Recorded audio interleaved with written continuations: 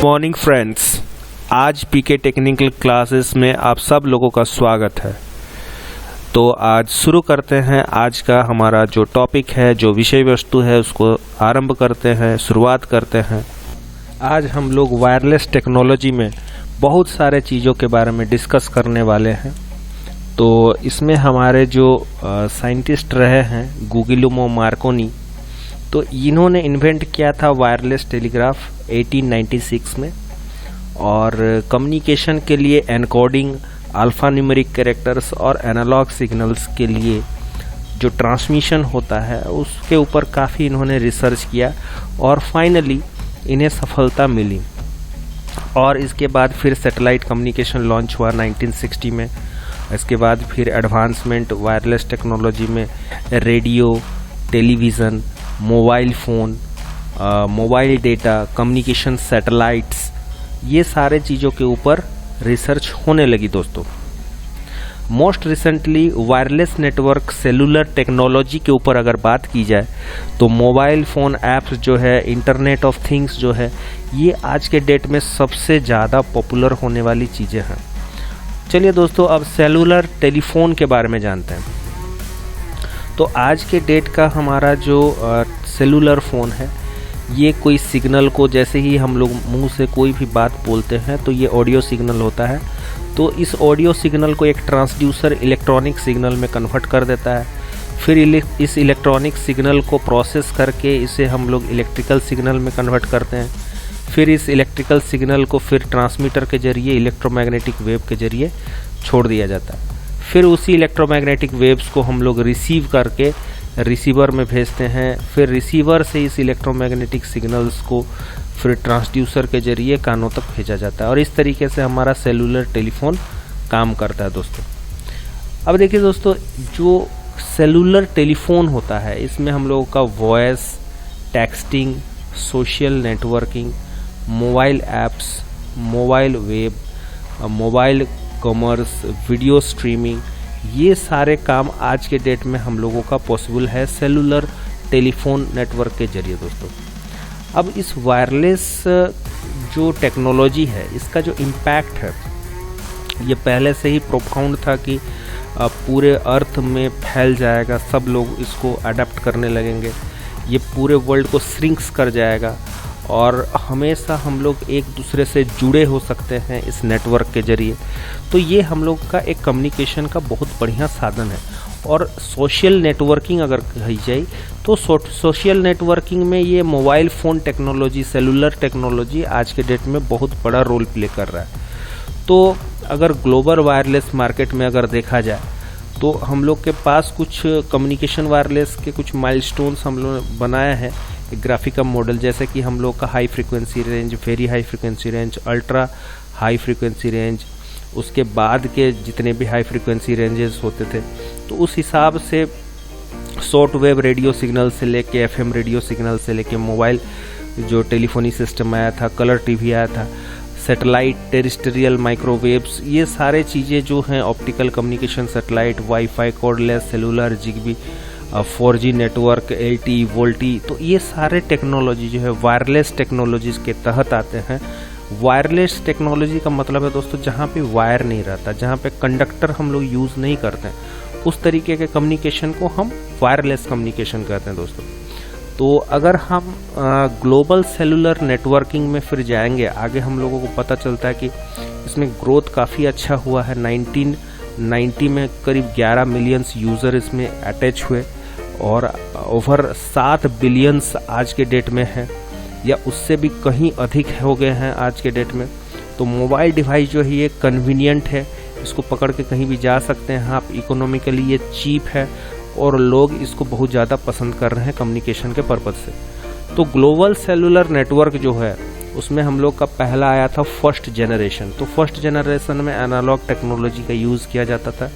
उसके बाद 2G आया, तो 2G में हम लोग डिजिटल वॉइस हम लोग इस्तेमाल कर पाए। तो इसमें हम लोगों का 2G नेटवर्क काम किया, जो कि पहले से डेटा रेट ट्रांसमिशन में कुछ मॉडरेट वैल्यू को ट्रांसमिट करने के लिए सक्षम था। फिर 3G पैकेज नेटवर्क्स आया, तो 3G में हम लोग का जो मोबाइल फ़ोन यूज़ होता था, तो वो UTMS CDMA 2000 टेक्नोलॉजी के तहत काम करता था। फिर 4G नेटवर्क आया दोस्तों। तो 4G नेटवर्क में हम लोगों का OFDM टेक्नोलॉजी यानी कि हायर स्पेक्ट्रल एफिशिएंसी के साथ 100 Mbps के साथ 1 Gbps के साथ भी कई अवेलेबल हुआ। लॉन्ग टर्म इवैल्यूएशन के साथ LTE, VoLTE ये सारे सिस्टम 4G नेटवर्क में लाए गए।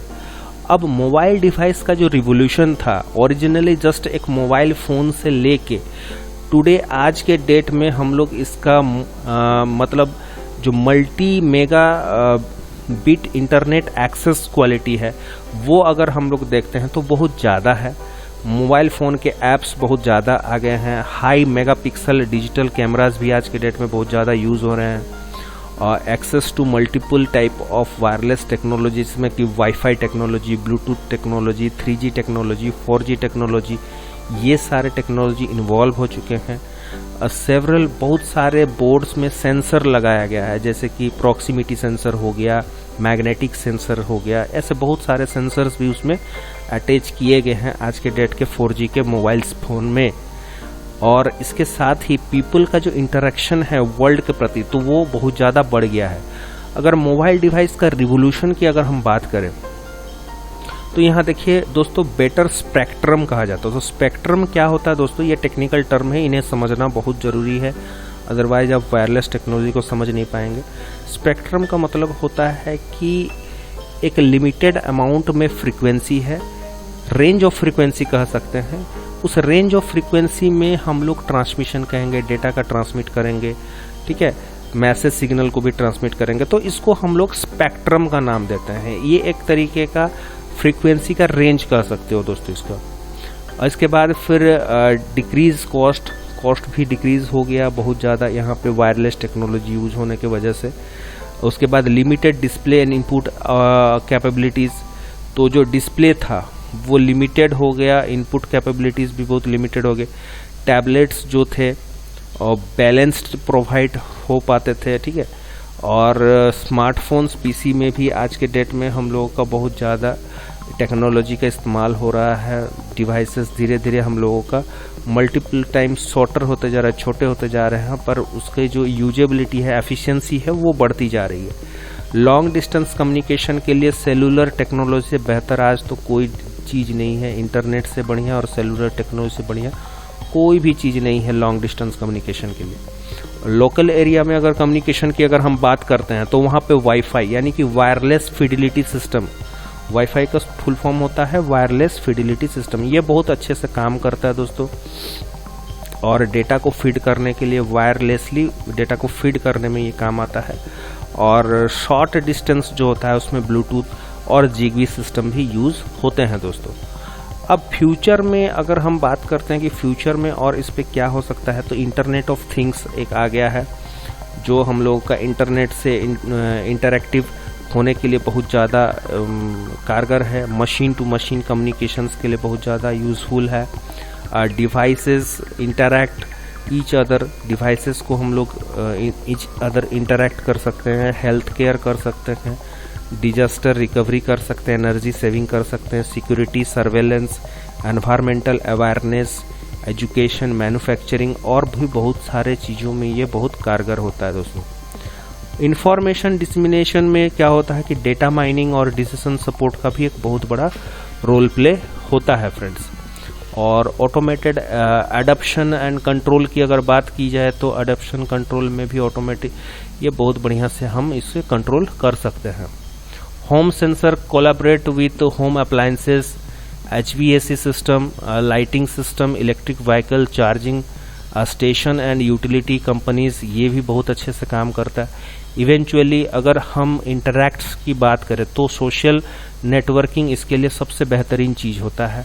फ्यूचर ट्रेंड्स की अगर बात करें तो फ्यूचर में मशीन टू मशीन कम्युनिकेशन में हम लोग का 100-fold increase number of devices में हो जाता है। तो टाइप ऑफ कम्युनिकेशन जो होता है वो शॉर्ट मैसेज को कम्युनिकेट करने के लिए अच्छा होता है। कंट्रोल एप्लीकेशन की अगर बात करें तो रियल टाइम डिले रिक्वायरमेंट के हिसाब से हम लोग का ये काम कर सकता है दोस्तों। मच मोर स्ट्रेंथन की बात करें तो ह्यूमन इंटरेक्शन के लिए बहुत बेहतरीन चीज़ है। फ्यूचर ट्रेंड्स में हम लोग कह सकते हैं कि जो फ्यूचर नेटवर्क होता है 100 फोल्ड को अगर इंक्रीज़ किया जाए इन डेटा ट्रैफिक 2020 के हिसाब से, तो 5G अभी तक हम लोगों का यूज़ में नहीं आया है, बट 2024-25 तक हम लोगों का 5G आ जाएगा दोस्तों। और जो टेक्नोलॉजीज़ है, टेक्नोलॉजी नेटवर्क डेंसिफिकेशन में हम लोगों का बहुत ज़्यादा, कितना हम लोग का डेंसिटी में ये इंक्रीज़ किया है, तो बहुत ज़्यादा अमाउंट में ये इंक्रीज़ किया है। और डिवाइस सर्टिफिकेशन ऑफ आर्किटेक्चर की अगर बात करें तो इसमें हम लोगों का मासिव चेंजेस हुआ है। अगर कोई 10 अमाउंट में बेचता था तो वो 100 अमाउंट में बेचने लगा है। तो इसमें बहुत ज़्यादा हम लोगों का एंटीनास का यूज़ होता है, एंटीना बीम्स का भी यूज़ होता है, बैंडविड्थ का भी यूज़ हो रहा है हम लोगों का दोस्तों। बैंडविड्थ क्या होता है, ये भी फ्रीक्वेंसी रेंज को ही बैंडविड्थ हम लोग कहते हैं। Higher frequency minus lower frequency करेंगे तो बैंडविड्थ हमें मिलेगा दोस्तों। अब देखिए यहाँ पे एक बहुत इम्पोर्टेंट यहाँ पे टेक्निकल टर्म आया, जैसे कि but require more transmit power have higher attenuation due to obstacle. देखिए एटेन्यूएशन का मतलब होता है कि लॉसेस। अब ज़्यादा ट्रांसमिशन करोगे तो यहाँ पे लॉसेस भी ज़्यादा होगी। तो ये इन चीज़ों को हम लोगों को समझना बहुत ज़रूरी हो जाता है कि कब हम लोगों को घर से हम लोगों ने जाना दोस्तों कि हमारा जो इलेक्ट्रोमैग्नेटिक सिग्नल्स है ये हम लोगों का यूज़ होता है वायरलेस टेक्नोलॉजी में। अब देखिए दोस्तों, हमारा जो फ्यूचर ट्रेंड्स हैं, फ्यूचर ट्रेंड्स में हम लोग डिफरेंट टाइप ऑफ टेक्नोलॉजीज़ पे काम कर रहे हैं, जैसे कि एंटीना हो गया, राडार सिस्टम हो गया, इसके बाद सोनार सिस्टम हो गया, सैटेलाइट कम्युनिकेशन सिस्टम हो गया। तो इन सारे चीज़ों पे हम लोग काम फिलहाल चल रहा है दोस्तों, कर रहे हैं। लेटेस्ट टेक्नोलॉजी अभी डायरेक्ट एनर्जी वेपन्स आए हुए हैं, तो वो एक अलग तरीके का चीज़ है दोस्तों। वो उसमें हम लोग लेज़र का यूज़ करते हैं और हाई इलेक्ट्रिक एनर्जी का भी हम लोग यूज़ कर रहे हैं आज के डेट में। नेक्स्ट हम लोग देखेंगे कि जो वायरलेस टेक्नोलॉजी होता है वो कन्वीनियंट होता है, लेस एक्सपेंसिव होता है, और हमारे यहाँ पे लाइन ऑफ साइट कम्युनिकेशन के लिए ये बहुत ही अच्छा होता है। और इसकी जो लिमिटेशंस होती हैं, पॉलिटिकल टेक्निकल जो डिफ़िकल्टीज़ होती है वायरलेस, उसमें इसको ओवरकम करने के लिए लाइन ऑफ साइट कम्युनिकेशन हम लोग का बेस्ट जरिया है। और अगर रिसीव सेक्शन की बात की जाए, रिसीवर सेक्शन की बात की जाए, तो ट्रांसमिशन जो ऑब्जेक्ट्स होता है, रिफ्लेक्शन ऑफ ऑब्जेक्ट्स होता है, स्कैटरिंग ऑफ सिग्नल्स होता है, diffraction of all ages objects होता है, ये काफ़ी हेल्पफुल होता है। अब अगर हम बात करते हैं जो वायरलेस टेक्नोलॉजी की जो ट्रैवल सेक्टर्स है, जो ट्रैवल्स होते हैं, उसकी अगर हम बात करें तो उसमें रिफ्लेक्शन कॉज जो है मल्टीपल कॉपीज़ हम लोग यूज़ करते हैं सिग्नल अराइवल के लिए। और डिफरेंट टाइप ऑफ एटेन्यूएशंस भी इसमें ऑकर होता है, जैसे क्रिएटेड प्रॉब्लम मल्टीपाथ फेडिंग होता है, सिग्नल एडेड टुगेदर होता है, डिग्रेड फाइनल वैल्यूज़ होते हैं, नॉइज़ होता है, इंटरफेरेंस ऑफ यूजर होता है, डुपलर स्पेडिंग कॉज ऑफ मूवमेंट्स होता है। तो ये सारी चीज़ें इसमें हम लोगों का वायरलेस कम्युनिकेशन में ट्रैवल्स क्रिएट करते हैं। बट इसको प्रॉब्लम को ओवरकम करने के लिए हम लोगों ने मॉड्यूलेशन बनाया। मॉड्यूलेशन क्या होता है कि एक सिग्नल को दूसरे सिग्नल के ऊपर मर्ज करके आप सिग्नल को मॉडिफाई करते हैं, और इस मॉडिफाइड वर्जन ऑफ सिग्नल को हम मॉड्यूलेटेड सिग्नल कहते हैं, जिसमें हम लोग आराम से मैसेज सिग्नल को सेंड करते हैं। इसमें मैसेज सिग्नल को इंटरप्ट होने का बहुत कम खतरा रहता है, आपका मैसेज सिग्नल सेफली जाता है। ठीक उसी तरह जैसे कि हमारा चिट्ठी पहले जाता था लिफाफे, जो लिफाफे के भीतर सेफली हम लोगों का चिट्ठी जाता था, उसी तरीके से हम लोगों का मैसेज सिग्नल कैरियर सिग्नल के भीतर सेफली हम लोगों का जाता है और कम्युनिकेशन अच्छे से हो पाता है दोस्तों। एरर कंट्रोल कोडिंग, अगर मान लीजिए कुछ एरर्स आते भी हैं तो उसको एरर कंट्रोल कोडिंग से हम उसको ठीक कर सकते हैं। Adaptive modulation and coding, dramatically इसको एडजस्ट किया जा सकता है। Modulation coding of current channel conditions, तो जितने भी करंट चैनल कंडीशंस होते हैं उसको मॉड्यूलेशन कर सकते हैं। इक्वलाइजेशन में हम लोग काउंटरएक्ट जो मल्टीपाथ इफेक्ट्स होते हैं चैनल के, उसको हम लोग काम कर सकते हैं। मल्टीपल इनपुट्स जो आउटपुट सिस्टम है, तो मल्टीपल इनपुट और आउटपुट सिस्टम में हम लोग का एंटीना का बहुत बड़ा रोल प्ले रहता है। अब पॉइंट सिग्नल पे अगर स्ट्रांगली अगर बात करें तो सर्टेन डायरेक्शन में ये बहुत बढ़िया से काम करता है। सेंड करेंगे अगर पैरेलल स्ट्रीम ऑफ डेटास को, तो वो भी बहुत अच्छे से काम करते हैं। डायरेक्ट सीक्वेंस स्प्रेडिंग स्पेक्ट्रम जो होता है ये भी बहुत अच्छे से काम करता है। अगर हम इसको स्प्रेडिंग सिस्टम को हम लोग बहुत अच्छे से काम करने में लगे रहे तो ये बहुत बढ़िया से हम लोगों को डेटा का एक्यूरेसी हम लोगों को दे सकता है। एक्सपांड ऑफ सिग्नल बैंडविड्थ, अगर सिग्नल बैंडविड्थ को बढ़ा दिया जाए तो हम लोग का मैक्सिमम से मैक्सिमम सिग्नल और फ्रीक्वेंसी का सिग्नल उसमें ट्रांसमिशन हो सकता है। ऑर्थोगोनल फ्रीक्वेंसी डिवीजन जो होता है मल्टीप्लेक्सिंग के जरिए, तो यहाँ पे हम लोग का सिग्नल जो है लोअर बिट डेटा स्ट्रीम पे हम लोग का ट्रांसमिट हो सकता है और इसमें लेस सस्पेक्टेबल जो मल्टीपल पाथ्स प्रॉब्लम है उसको भी सॉल्व किया जा सकता है। अब पॉलिटिकल जितने भी डिफिकल्टीज थे उनको अगर ओवरकम करके देखा जाए तो कंपनीज के बिटवीन वाईफाई सिस्टम और LTE सिस्टम, ये हम लोगों का आज के डेट में ज़्यादा हम लोगों का यूज़ होने वाला सिस्टम है। इंटरनेट ऑफ थिंग टोपोलॉजीज जो है ये अभी नया है, पर इस पे भी अभी काम चल रहा है, रिसर्च चल रहा है और आने वाले दिनों में ये बहुत बड़ा हम लोगों का रोल प्ले रहेगा इंटरनेट ऑफ थिंग्स पे। स्पेक्ट्रम रेगुलेशंस की अगर बात करते हैं तो यहाँ पे गवर्नमेंट्स के कुछ डायरेक्ट स्पेक्ट्रम दिए जाते हैं ट्रांसमिशन ITU के जरिए, इंटरनेशनल इंडियन टेलीकॉम यूनिट के जरिए, और इसमें हम लोग का स्पेक्ट्रम डिसाइडेड होता है कि कौन सी फ्रीक्वेंसी कितने बैंड के विदिन किस ट्रांसमिशन में हम लोगों का यूज़ होने के लिए अप्रोप्रिएट है और कितना यूज़ करना है। तो इस प्रकार से हम लोगों का कम्युनिकेशन काम करता है। अगर इलेक्ट्रोमैग्नेटिक सिग्नल्स की अगर बात करें तो यहाँ पे आप डायग्राम में देख सकते हो दोस्तों कि किस प्रकार से हम लोग का लोकल टर्मिनल सिस्टम काम करता है, सेंट्रल टर्मिनल सिस्टम काम करता है और पूरा टेलीकॉम सिस्टम किस प्रकार से यहाँ पे काम कर रहा है। यहाँ सैटेलाइट से लेके कंप्यूटर से लेके हम लोगों का मोबाइल टावर से भी कम्युनिकेशन होता है और इतना ही नहीं, राडार सोनार का भी हम लोग यूज करते हैं आज के डेट में डिफेंस सेक्टर में। उनकी फ्रीक्वेंसी अलग होती है थोड़ी सी। टाइम डोमेन कंसेप्ट पे अगर बात करेंगे तो ये हम लोगों का एक टाइम डोमेन एक प्लेटफॉर्म हो जाता है दोस्तों, जहाँ पे हम लोग का एनालॉग सिग्नल, इसकी सिग्नल की जो इंटेंसिटी होती है, वेरिएशंस होता है, smooth version of over time होता है, ये वीक थ्रू करता है डिसकंटिन्यूअस ऑफ सिग्नल्स पे। डिजिटल सिग्नल्स की अगर बात करें तो सिग्नल इंटेंसिटी मेंटेन्स करता है constant level of some period of time को, जो कि चेंज करता है अनदर कांस्टेंट लेवल।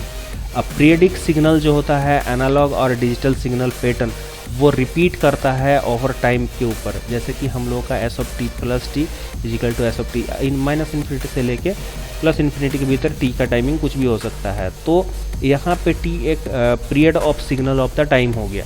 और फ्रीक्वेंसी डोमेन भी एक अपना प्लेटफॉर्म है, वो टाइम डोमेन के ऊपर हम लोग रिप्रेजेंटेशन करते थे कोई भी सिग्नल के वेरिएबल्स को।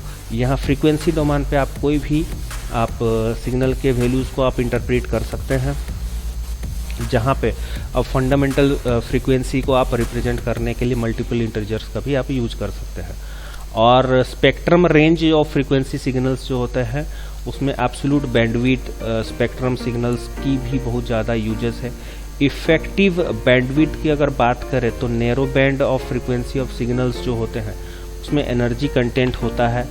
और अगर आप बात करते हैं कि जैसे कि मान लीजिए कि आप एक सिग्नल की बात कर रहे हैं, तो सिग्नल हम लोग का हो गया साइन ऑफ ओमेगा टी, तो यहाँ पे साइन ऑफ ओमेगा टी हम लोग का साइनोसोडियल सिग्नल हो गया।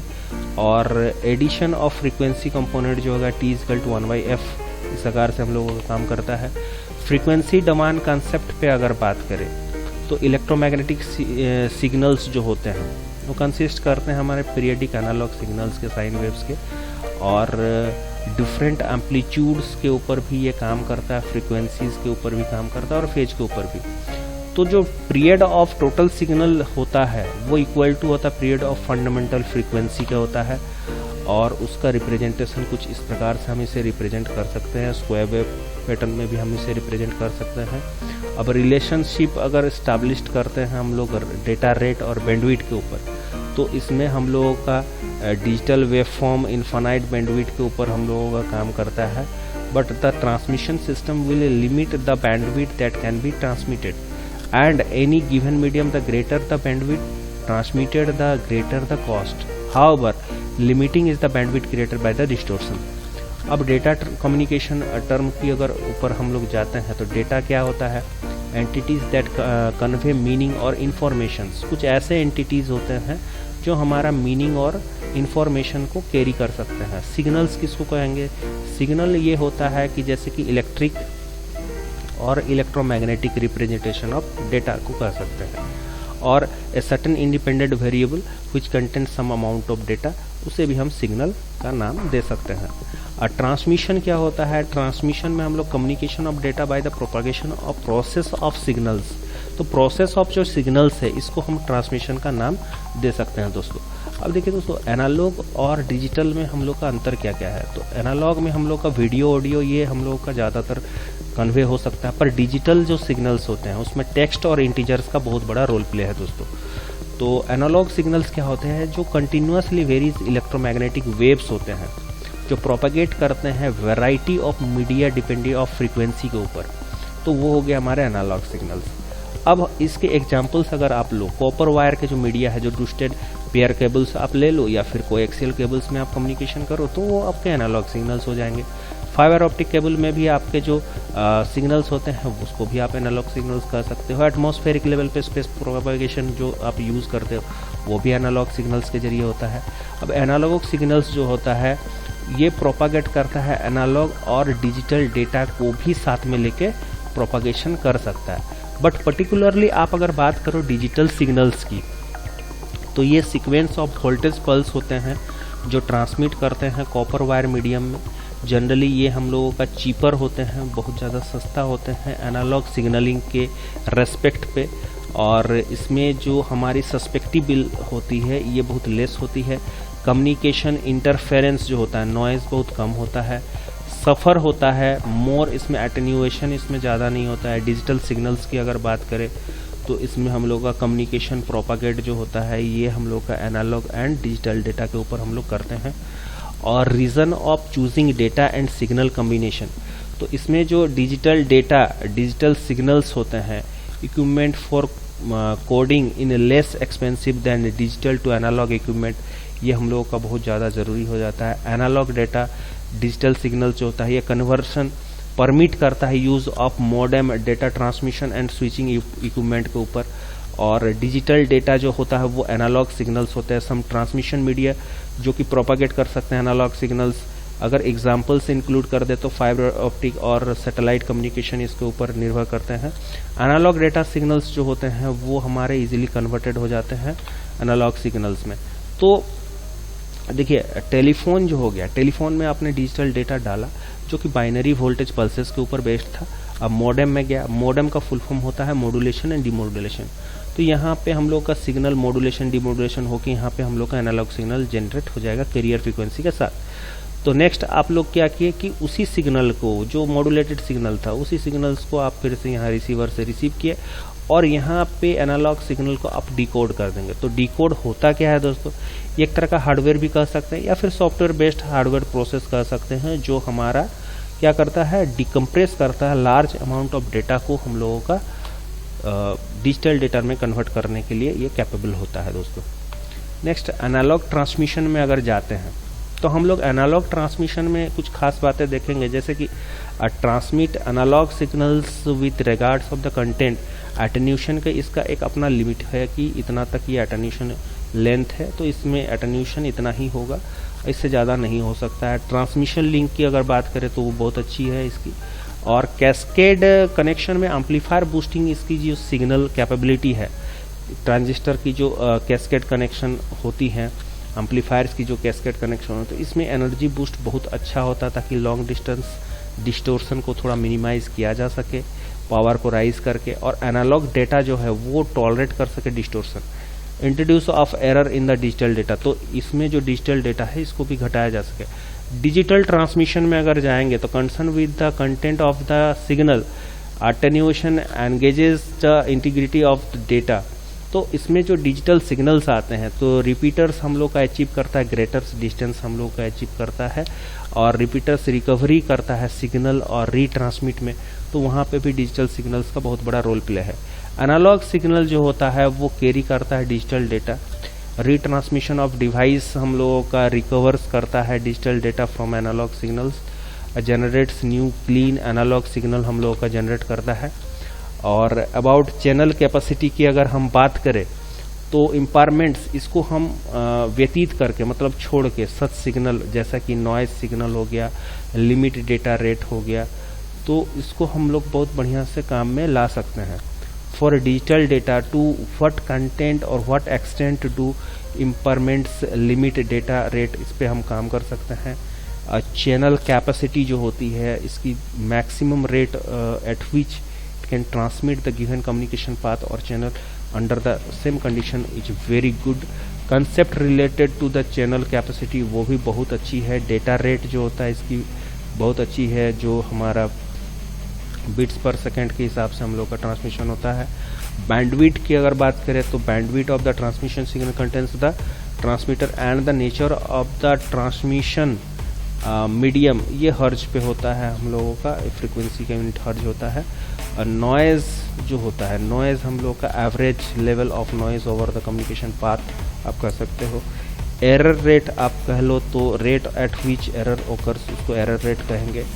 और error is equal to transmit 1 and receive 0, transmit 0 and receive 1, ऐसे करके हम लोगों का एरर ट्रांसमिशन को हम लोग यूज़ कर सकते हैं और एरर्स को फाइंड करके उसको मिनिमाइज भी किया जा सकता है।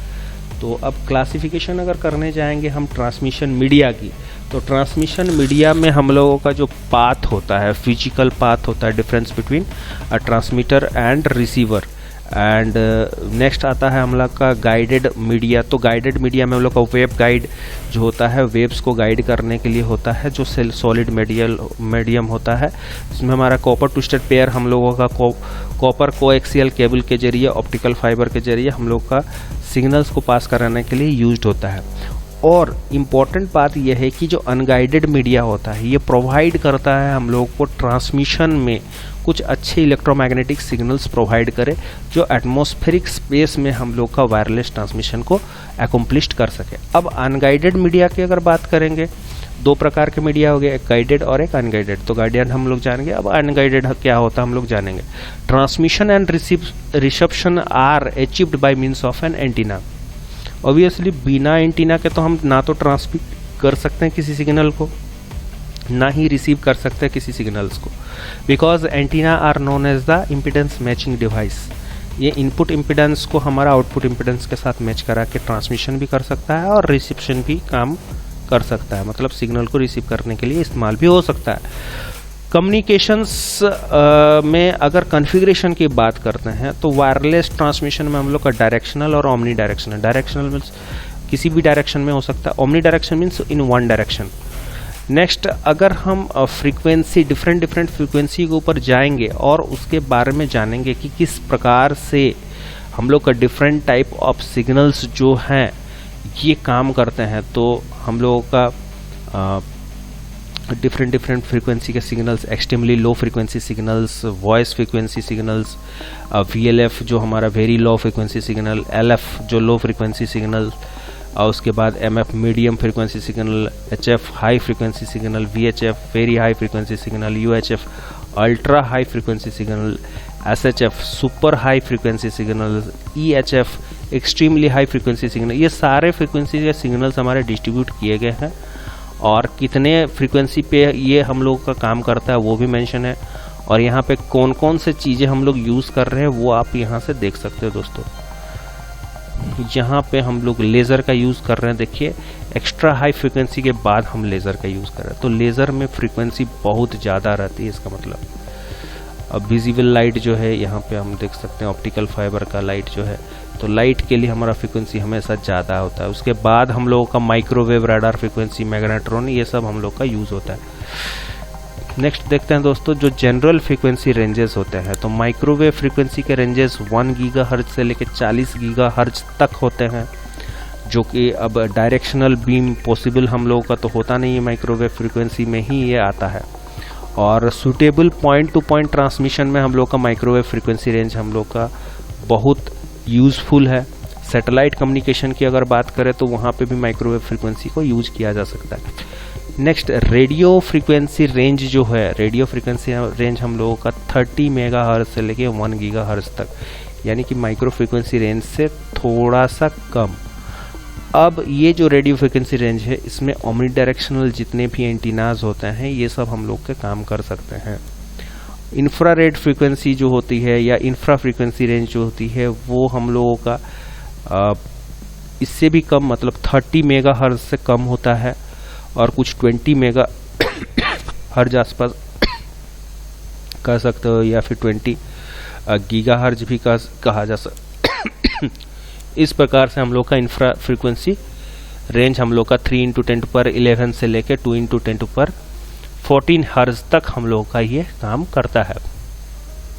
यूजफुल अगर हम कहेंगे कि local point two point multi point application की, तो यहाँ पे कन्फाइंड एरियाज में ये काम करता है। टेरिस्टेरियल माइक्रोवेव की बात कर ले तो डिस्क्रिप्शन में जैसे कॉमन माइक्रोवेव एंटीना होता है पैराबोलिक, तो कुछ 3 मीटर का हम लोग का डाया होता है और फिक्स्ड रिजिड फोकस उसमें नैरो बीम किया जाता है ताकि लाइन ऑफ साइट ट्रांसमिशन में रिसीविंग एंटीनास के जरिए ये हम लोग का बढ़िया से काम करे। सब्सटेंशियल हाइट पे इसको रखा जाता है, नीचे नहीं रखा जाता है।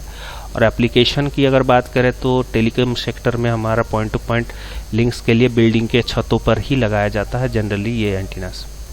और सैटेलाइट माइक्रोवेव में अगर जाएंगे तो डिस्क्रिप्शन ऑफ कम्युनिकेशन सैटेलाइट जो है माइक्रोवेव रिले स्टेशन में हम लोग का यूज़ होता है। यूजफुल लिंक अगर more ground based microwave transmission receiver की अगर बात करते हैं तो इसमें हम लोग का रिसीवर ट्रांसमिशन जो होता है वो frequency bank, uplink, amplifier, repeater, signal and transmitter जो होता है हम लोग का अनदर फ्रीक्वेंसी में डाउनलिंक में ये काम करता है। एप्लीकेशंस में जाएंगे तो television distribution, long distance telephone transmission, private business network, तो ये सारे चीज़ों में हम लोग का ये इस्तेमाल हो सकता है। ब्रॉडकास्ट रेडियो पे अगर जाएंगे तो description of broadcast radio antennas में हम लोग का ओमनी डायरेक्शनल ये हम लोगों का काम करता है, हर डायरेक्शन में ये कम्युनिकेशन कर सकता है। एंटीनास में हम लोगों का रिक्वायर्ड जो होता है जो डिश शेप में आता है तो इसमें हम लोगों का कम्युनिकेशन बढ़िया से हो पाता है। एंटीनास नीड में हम लोगों का रिजिडली माउंटेड स्पीसीज अलाइंड होते हैं। एप्लीकेशंस पे अगर जाएं तो ब्रॉडकास्ट रेडियो में हम लोग का VHF UHF बैंड हम लोग का यूज़ होता है 30 मेगा हर्ज, 1 गीगा हर्ज का भी हम लोग यहाँ पे यूज़ करते हैं। FM radio UHF and VHF television transmission में हम लोग का यूज़ होता है।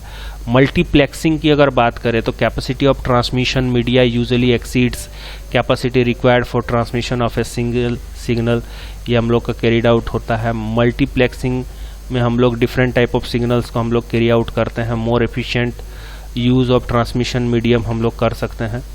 Reason for wide spread use of multiplexing में हम लोग कॉस्ट पर kbps में हम लोगों का किलोबाइट पर सेकेंड में हम लोग का ट्रांसमिशन फैसिलिटी डिक्लाइंस होता है इंक्रीज़ करने के रेट में, डेटा रेट के हिसाब से। कॉस्ट ऑफ ट्रांसमिशन और रिसीविंग इक्विपमेंट्स जो होता है decline with increase data rate, data rate increase करने के साथ ये डिक्लाइन करता है। मोस्ट इंडिविजुअल डेटा जो होता है कम्युनिकेशन डिवाइस के रिक्वायरमेंट के हिसाब से मॉडरेट रेट होता है ये हम लोगों का, जो बहुत सी सपोर्टिव होता है। मल्टीप्लेक्सिंग टेक्निक्स की अगर हम बात करते हैं तो फ्रीक्वेंसी डिवीजन मल्टीप्लेक्सिंग FDM ये हम लोग का बहुत बड़ा रोल प्ले करता है, जो एडवांटेजेस लेता है हम लोग का useful bandwidth of maximum exceed of the required bandwidth of a given signal.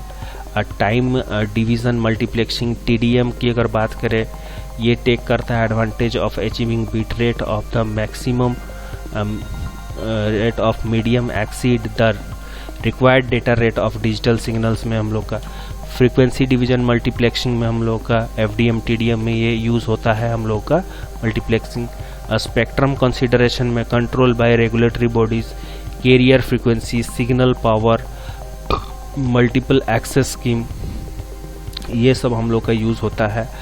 Divide into time slot, time division multiple access, frequency division multiple access, code division multiple access, तो ये सारे टेक्निक्स हम लोग यूज करते हैं fix spectrum consideration के लिए। Career frequency, signal power और मल्टीपल एक्सेस स्कीम को ध्यान में रखते हुए। तो अब अगर हम स्पेक्ट्रम कंसिडरेशन में जाते हैं तो इंडस्ट्रियल साइंटिफिक जो हमारा मेडिकल ISM ब्रांड के ऊपर यूज़ होने वाला हमारा लाइसेंस्ड पावर होता है, तो उसमें ISM ब्रांड्स के हमारे W लेन यानी कि वायरलेस लेन यूज़ होते हैं। या wireless personal area networks use होता है, या फिर इंटरनेट ऑफ थिंग्स को भी यूज किया जा सकता है दोस्तों। प्रोपागेशन मोड की अगर बात करें, सिग्नल प्रोपागेशन में हम लोग प्रोपागेशन मोड्स में जाएंगे तो हमारे जनरली 3 तरीके के प्रोपागेशन मोड्स होते हैं: ground wave propagation, sky wave propagation and line of sight propagations. तो यहाँ पे दोस्तों आप देख सकते हो कि वायरलेस प्रोपागेशन में जो स्काई वेव प्रोपागेशन है वो 2 से लेके 30 मेगाहर्ट्ज तक कैसे हम लोगों का काम करता है। मतलब 2 मेगाहर्ट्ज से लेके 30 मेगाहर्ट्ज तक फ्रीक्वेंसी पे हम लोग का यहाँ पे काम चल रहा है। ट्रांसमिटिंग एंटीना सिग्नल को ट्रांसमिट कर रहा है, जो आयनोस्फीयर के विद इन ये ट्रैवल करके हमारा रिसीविंग एंटीना तक पहुंच रहा है, और ये अर्थ सरफेस के विद इन हो रहा है दोस्तों। ग्राउंड वेव प्रोपागेशन में फॉलोज किया जाए तो हमारा जो काउंटर ऑफ अर्थ है वो प्रोपागेट करता है कंसिडरेबली, जो डिस्टेंस होता है फ्रीक्वेंसी अप टू 2 मेगाहर्ट्ज, जैसे कि एम रेडियो का बात कर सकते हैं। अब देखिए दोस्तों, एम रेडियो जो होता है ये हम लोगों का 108 मेगाहर्ट्ज पे हम लोगों का जनरली काम करता है। नेक्स्ट हम लोग जाएंगे स्काई वेव प्रोपागेशन पे। तो स्काई वेव प्रोपागेशन जो है, signal reflected from ionized layer of atmosphere back to the earth. A signal can travel a number of hops back and forth between ionosphere and earth surface. Reflection effects caused by reflection. तो यहाँ पे armature radio, CB radio, ये सब हम लोग का काम करता है। लाइट ऑफ साइट प्रोपागेशन जो हो गया, transmission and receiving antenna must be with in line of site. Satellite communication में अगर हम गए तो signal above 30 megahertz reflected by ionosphere से रिफ्लेक्टेड होता है। ग्राउंड कम्युनिकेशन में हम लोग का एंटीना विद इन जो इफेक्टिव लाइन होता है सूट ड्यू टू रिफ्लेक्शन में हम लोग का ये काम करता है। तो reflection bending of microwaves by the atmosphere, ये हम लोग का माइक्रोवेव एटमॉस्फेयर पे भी यहाँ पे यूज में आता है।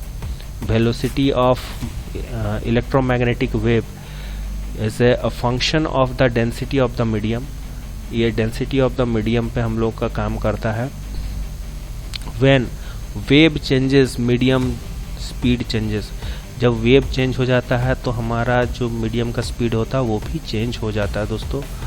Wave bands at the boundary between mediums, जो वेव्स होता है बाउंड्री के बिटवीन ये मूव कर जाता है, बेंड हो जाता है।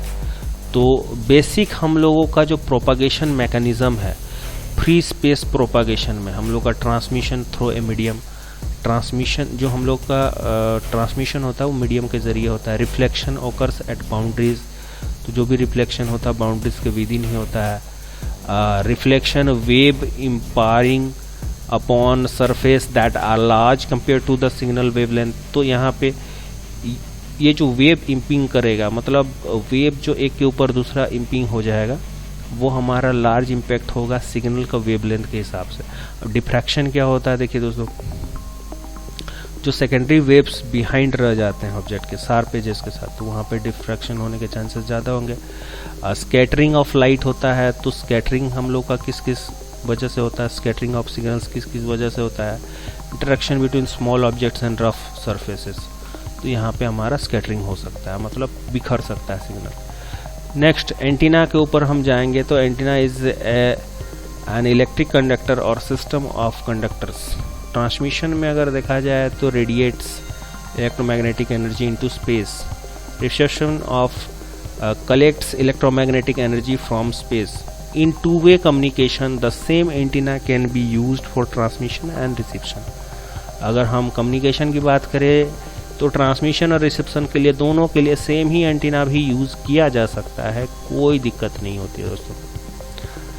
रेडिएशन पैटर्न की अगर बात करेंगे तो रेडिएशन पैटर्न में हम लोगों का जो ग्राफिकल कम्युनिकेशन होता है, ग्राफिकल हम लोग का representation of radiation pattern of antenna होता है, ये डेप्रिशिएट करता है 2 डायमेंशनल क्रॉस सेक्शन को, जो हमारा बीम जो हमारा सिग्नल को ट्रांसमिट करने में, रेडिएशन पैटर्न को बनाने में मदद करता है।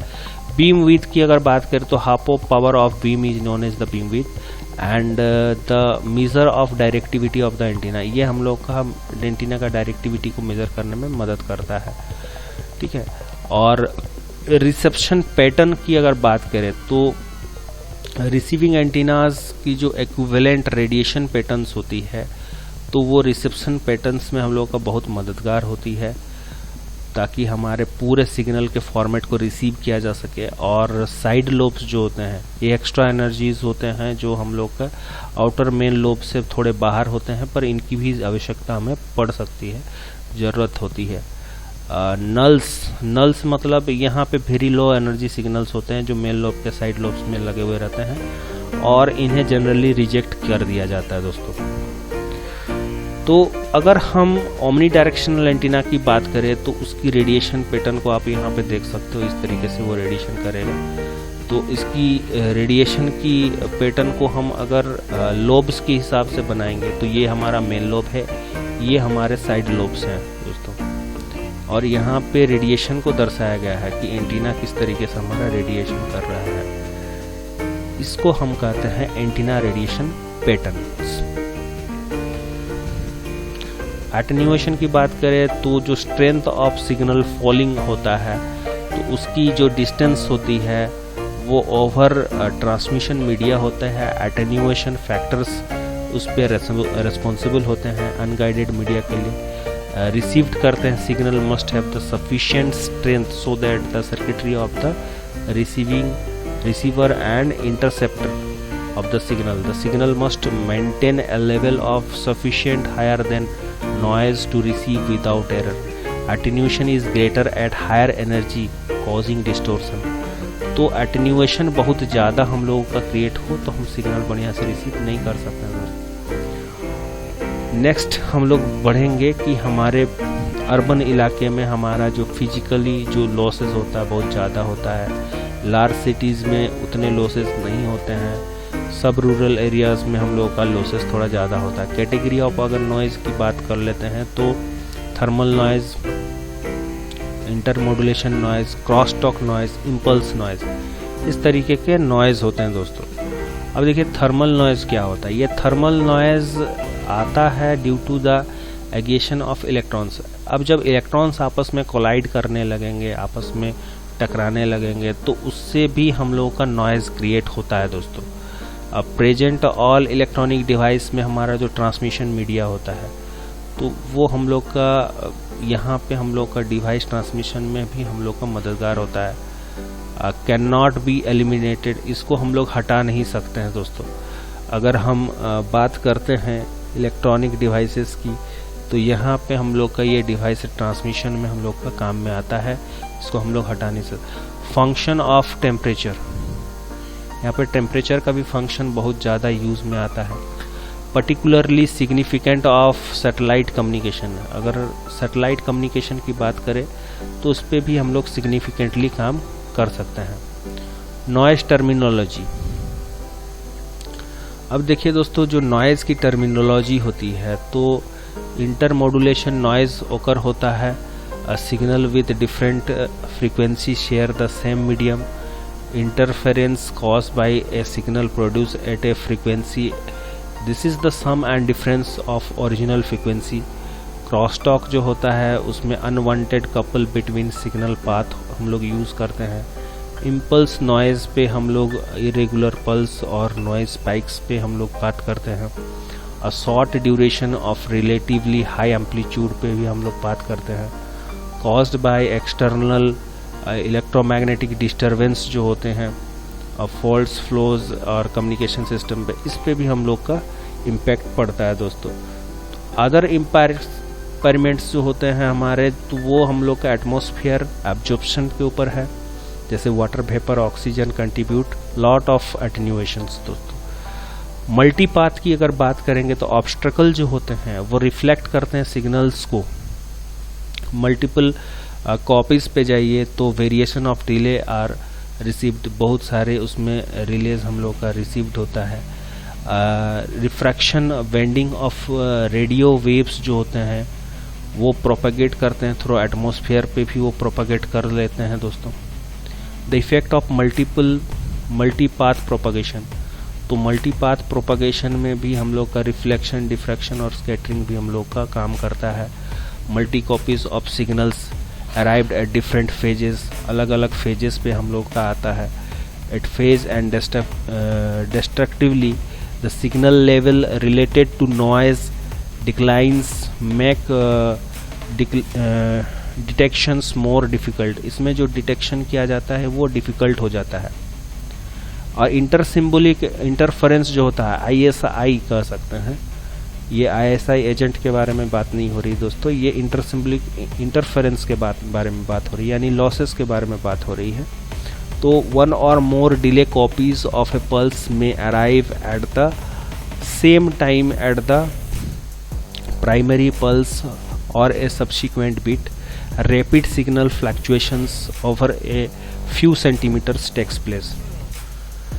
कुछ इस प्रकार से दोस्तों, अगर इसको स्केच किया जाए कि प्रोपागेशन मैकेनिज्म को हम देख सकते कैसे, तो यहाँ पे दोस्तों आप इस प्रकार से इसे देख सकते हैं। एक लैंप पोस्ट है, यहाँ से एक गाड़ी आ रही है, यहाँ से लाइट गया, लैंप पोस्ट से टकरा के ये इधर भी आ रहा लाइट्स इधर भी आ रहा है, यहाँ पे रिफ्लेक्शन होके लाइट इधर भी आ रहा है। तो इस प्रकार से हम लोग का दोस्तों ये काम करता है।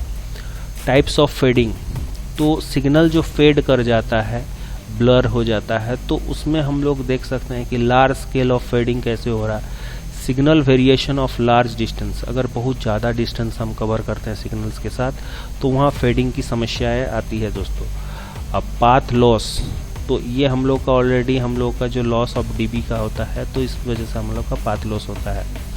शेडोइंग में जाएंगे तो शेडोइंग में हम लोगों का अलग अलग उसमें लोब्स छोटे छोटे बनने लगते हैं, तो यहाँ पे भी हम लोग का फेडिंग का शिकायत आता है दोस्तों। स्टैटिकल वेरिएशंस अगर जाए तो यहाँ पे दो हमारे बहुत इम्पोर्टेंट फेडिंग्स आते हैं। राइन्स फेडिंग होता है और एक रिकेंस फेडिंग, तो दो तरीके के हमारे फेडिंग्स होते हैं।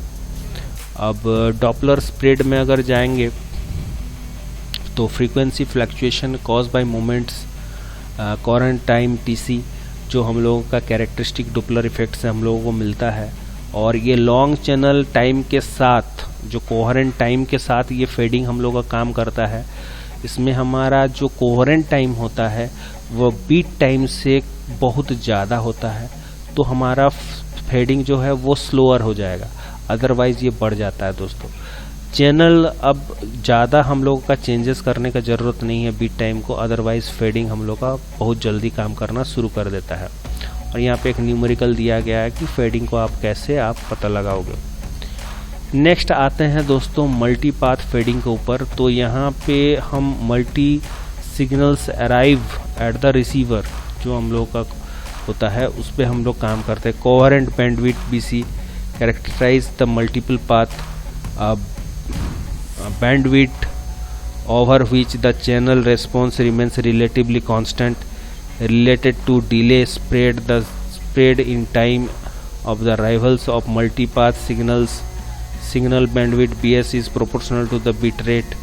If BC is very large than BS, then flat fading occurs.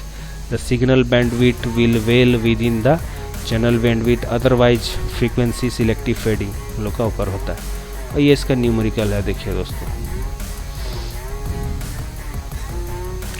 Channel correction mechanism, अगर हमको चैनल को करेक्शन करना है तो फॉरवर्ड एरर करेक्शन हम लोग ले सकते हैं, यूज़ कर सकते हैं। एडाप्टिव इक्वलाइजेशन भी कर सकते हैं, एडाप्टिव मॉड्यूलेशन एंड कोडिंग भी किया जा सकता है।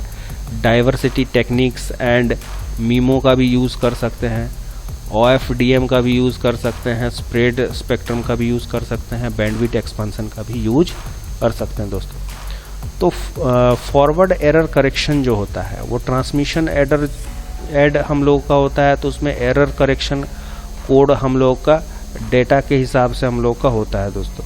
और कोड जो होता है ये फंक्शन ऑफ डेटा बिट्स होता है, कुछ फंक्शन ऑफ डेटा बिट्स के जरिए भी हम लोग का कोड्स पे हम लोग का काम हो जाता है दोस्तों। नेक्स्ट हम देखेंगे कि रिसीवर हम लोग का कैलकुलेट करता है, एरर करेक्शन कोड होता है, इनकमिंग डेटा बिट्स के ऊपर हम लोग यहाँ पे काम करते हैं। और इफ़ कैलकुलेटेड कोड मैच कर गया, हम लोग का इनकमिंग कोड मैच कर गया, तो हम लोग का यहाँ एरर ओकर होने का चांस नहीं रहता है। फिर if error codes correction codes does not match receiver attempt does not beat the error and correct. अगर ये कोड हम लोगों का उसके साथ मैच नहीं करता, रिसीवर का जो अटेम्प्ट्स होता है उसके साथ मैच नहीं करता है, तो एरर्स हमारे वैसे के वैसे रह जाते हैं दोस्तों। यहाँ पे दोस्तों देख सकते हैं कि ट्रांसमीटर में कैसे हम लोग का n बिट कोड वर्ड हम लोग का यूज किया गया है। FEC कोडर हम लोग का यहाँ पे डेटा को कोड करके हम लोग का भेज रहा है। तो जब यहाँ से ये ट्रांसमीटर ट्रांसमिट कर देगा तो ये कोड वर्ड को यहाँ पे हम लोग रिसीव कर लिए हैं, और इसको हम लोग FEC डिकोडर के जरिए फिर हम इसे डिकोड कर रहे हैं। करने के बाद यहाँ पे डेटा हम ले लिए, और इसमें अगर कोई करेक्शन करने का ज़रूरत पड़ेगा तो इंडिकेटर हमें यहाँ इंडिकेट कर देगा कि यहाँ पे कोई एरर है, उसको करेक्ट करिए। तो उसको फिर करेक्ट किया जाएगा, तब हमारा डेटा रिसीवर में रिसीव हो जाएगा, कलेक्ट हो जाएगा फाइनली। तो इस प्रकार से हमारा एडेप्टिव इक्वलाइजेशन जो होता है ये हम लोगों का अप्लाई करता है ट्रांसमिशन में different carry analogue digital informations को, एनालॉग वॉइस और वीडियोस को, और डेटा ट्रांसमिशन डिजिटल वॉइस और वीडियोस को, जिसमें हम लोग का यूज होता है कॉम्बैट इंटरसिम्बोलिक इंटरफेरेंस, जिसमें हम लोग का गैदरिंग किया जाता है, disperse symbols energy back into its original time period, और जो टेक्निक्स हम लोग यूज़ करते हैं lumped analog circuits, sophisticated digital signal circuits, ये हम लोग का यूज़ किया जाता है दोस्तों। अब मल्टीपल इनपुट और मल्टीपल आउटपुट जो होता है memo, multiple input multiple output antennas में, ये आज के डेट में हम लोग का सबसे ज़्यादा चलन में है, इसको हम लोग यूज़ करते हैं। एडेप्टिव मॉड्यूलेशन और कोडिंग, इसमें हम लोग अलग अलग तरीके के मॉड्यूलेशन टेक्निक्स को हम लोग लेते हैं और कोडिंग करते हैं। वो चाहे 100 टाइम्स पर सेकंड के हिसाब से हो सकता है, या फिर मेजर किया जाता है किस कंडीशन पे करने पे एरर्स कम आएंगे, उस हिसाब से हम लोग कर सकते हैं। वो चैनल के कंडीशंस पे भी डिपेंड करता है।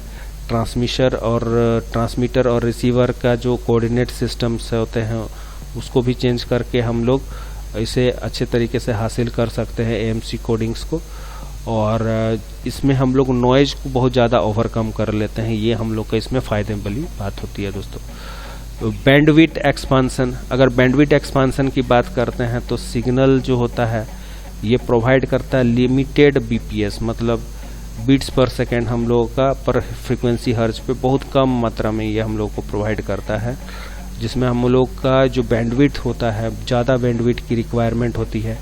कैरियर एग्रेशन में अगर जाएंगे तो हम लोग का कंबाइन मल्टीपल चैनल्स पे अगर काम कर रहे हैं तो 4th generation LTE combines 3rd generation carriers.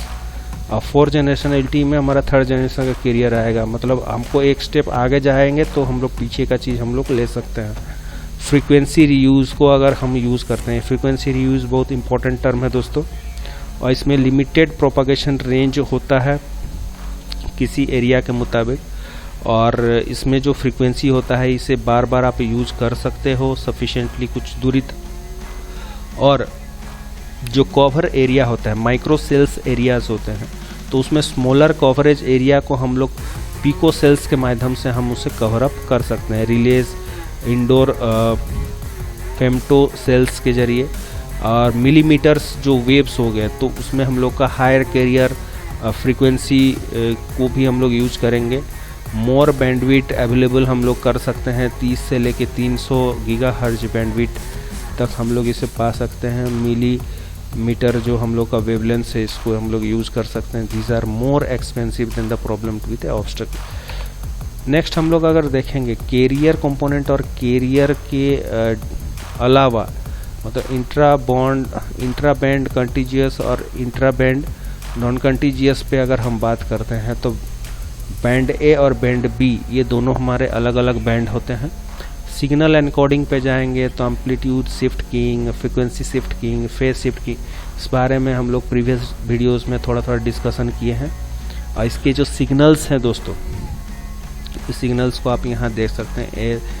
ASK के सिग्नल्स कुछ इस प्रकार से होते हैं according to the digital pulses. BSS के जो हम लोग BFS के हम लोग का सिग्नल इस तरीके से है, BPS के सिग्नल्स इस तरीके से होते हैं।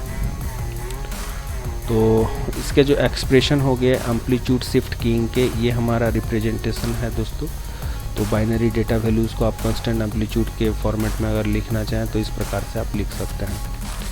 नेक्स्ट, ये जो एम्पलीट्यूड शिफ्ट कीइंग है ये सस्टेनेबल हम लोगों का सडन गेन चेंजेस में बहुत मददगार होता है।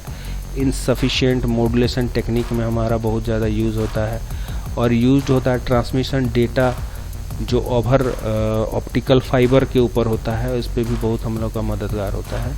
बाइनरी फ्रीक्वेंसी शिफ्ट कीइंग जो BFS के होता है तो उसका ये रिप्रेजेंटेशन देख लीजिए दोस्तों, और इस हिसाब से दो फ्रीक्वेंसीज को आप भेज सकते हो। Binary frequency shift keying, binary frequency की शिफ्ट कीइंग जो होती है इसमें हम लोगों का सस्पेक्टेबल हम लोगों का एरर जो होता है एस के से हमारा थोड़ा कम होता है, और हम लोग का जो हायर फ्रीक्वेंसी होता है वो 30 से लेके 3 मेगाहर्ट्ज से लेके 30 मेगाहर्ट्ज रेडियो ट्रांसमिशन के लिए हम लोग का यूज़ होता है। और इसमें हम लोग का हायर फ्रीक्वेंसी लेन जो होता है कोएक्सियल केबल के जरिए हमारा यूज़ होता है। मल्टीपल फ्रीक्वेंसी शिफ्ट कीइंग पे अगर हम जाएंगे MFS के, तो MFS के में हम लोग का मोर देन 2 फ्रीक्वेंसीज हम लोग का यूज़ हो सकता है, जिसमें हम लोग का ज़्यादा बैंडविड्थ सफिशिएंट हम लोग का चाहिए होता है, और इसमें हम लोग सस्पेक्टेबल एरर्स पे भी हम लोग काम कर सकते हैं। यहाँ पे हम लोग का एक्सप्रेशन दिया गया है दोस्तों, MFS के का हमारा ये एक्सप्रेशन है। नेक्स्ट, PSK का हमारा ये एक्सप्रेशन यहाँ है दोस्तों।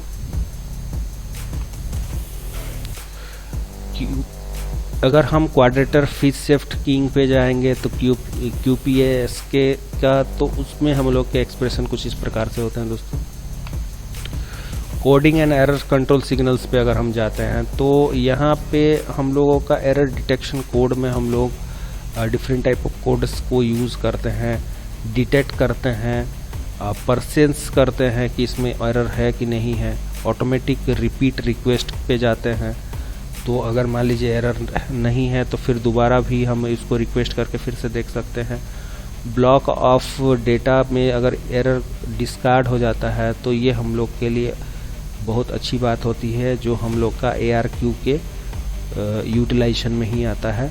और ट्रांसमीटर जो हम लोग का ट्रांसमिट्स करता है ब्लॉक ऑफ डेटा को, तो उसमें हम लोग एरर करेक्शन कोड के जरिए फॉरवर्ड करेक्शन कोड्स को हम लोग इस्तेमाल कर सकते हैं दोस्तों। फिर नेक्स्ट आता है एरर डिटेक्शन कोड्स।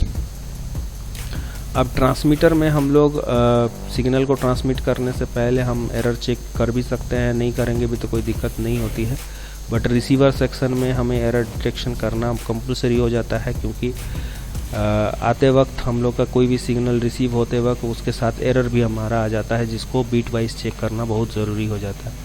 यहाँ पे एक ट्रांसमीटर है दोस्तों, आप डायग्राम में देख सकते हो एरर डिटेक्शन प्रोसेस कैसे किया गया है। पहले K बिट्स लिया गया है, डेटा को हम लोग का एनालाइज करके भेजा गया है यहाँ पे, लेकिन अगर एरर आ जाता है तो उसको फिर रेक्टिफाई करके आप फाइंड आउट कर सकते हो। तो मान के चलिए कि इतना पोर्शन, ब्लैक वाला पोर्शन हमारा डेटा है और ब्लू वाला पोर्शन हमारा एरर है, तो फिर इसको एरर को हम डिटेक्ट कर लिए दोस्तों। इसके बाद हम ट्रांसमिशन करेंगे, तो ट्रांसमिशन में हम लोग ये डेटा और एरर दोनों हमारा ट्रांसमिट हो चुका है, लेकिन यहाँ पे कंपेयर करेंगे कि अमाउंट ऑफ रिसीव डेटा कितना है और उसमें एरर कितना है, तो ये कंपेयर करके डेटा को हमारा डिस्कार्ड कर देगा, वहाँ से हटा देगा, और हमारा ओरिजिनल मैसेज को हम पा सकते हैं। प्रायोरिटी चेक की अगर बात करें तो प्रायोरिटी चेक में हम लोगों का बीट वाइज हम लोग का चेकिंग का प्रोविज़न है ब्लॉक डायग्राम ऑफ डेटा पे। तो इवन प्रायोरिटी चेक भी होता है, ऑड प्रायोरिटी चेक भी होता है, 7 बिट कैरेक्टर पे चेक भी होता है, साइक्लिक रिडंडेंसी चेक होता है, CRC चेक जिसे बोलते हैं। तो ट्रांसमीटर रिसीवर सेक्शन में हम लोग इसको यूज़ कर सकते हैं।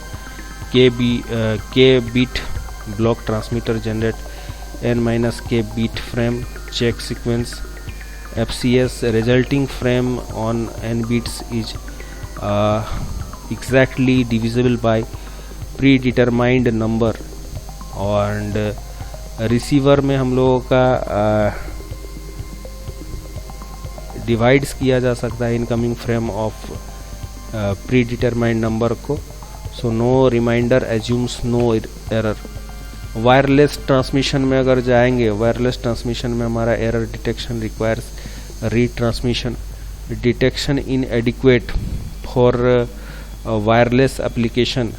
Error rate on wireless link can be high, result in a large number of retransmissions. Long propagation delay compared to the transmission time. Block error correction codes जो होता है उसमें हमारा ट्रांसमीटर रिसीवर हम लोग को बहुत बढ़िया से काम करता है, जो FEC पे हम लोग का बेस्ट होता है, हमारा एरर करेक्शन कोड पे बेस्ट होता है। फॉरवर्ड एरर करेक्शन कोड के ऊपर हम लोग का ये काम करता है। K बिट्स में हम लोग का N बिट्स को फाइंड आउट करके एरर करेक्शन किया जाता है, कुछ इस प्रकार से दोस्तों। यहाँ पे देख सकते हैं कि किस प्रकार से हमारा एरर को हमारा डिटेक्ट करके यहाँ पे करेक्शन किया गया है।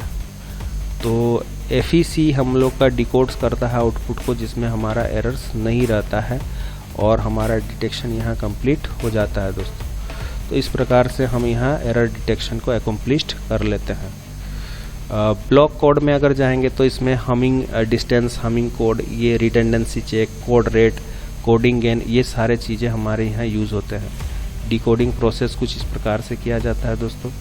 डेटा ब्लॉक को फाइंड किया जाता है, फिर यहाँ कोड वर्ड लिखा जाता है, फिर यहाँ रिसीव डेटा पे हम लोग का फाइंड आउट करके डेटा ब्लॉक से हम कंपेयर करके एरर कोड को करेक्शन करके हम यहाँ मोस्टली जो हमारा सेंड करने वाला डेटा है उसे हम सेंड कर लेते हैं। डिकोडिंग प्रोसेस में हम लोग बीट वाइज चेक करते हैं और बीट वाइज चेक करने के बाद हम डिटेक्शन करके एरर को एलिमिनेट कर देते हैं।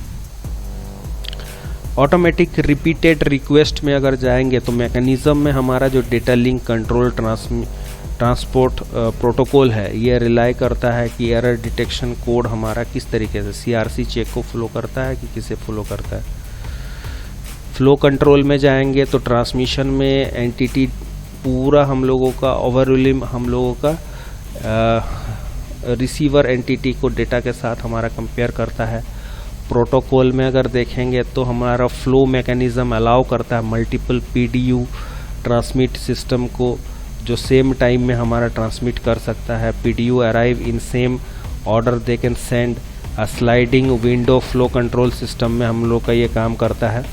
और ट्रांसमीटर मेंटेन करता है list window of sequence number of allowed to send, ये हम लोग का सिग्नल सेंड का।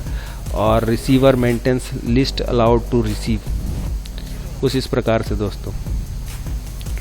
PDU सीक्वेंस नंबर यहाँ से हम लोग का तय होता है। लास्ट PDU एक्नॉलेजमेंट यहाँ पे हम पा सकते हैं, फिर लास्ट PDU ट्रांसमिट कर सकते हैं हम, जो विंडो हम लोग का श्रिंक करता है। ट्रेलिंग एज को हम लोग का PDU सेंड कर देता है, फिर window expand from leading edge, ऐसी के हम लोगों का एक्नॉलेजमेंट जो है हम लोगों का रिसीवर में हम इसे पा सकते हैं।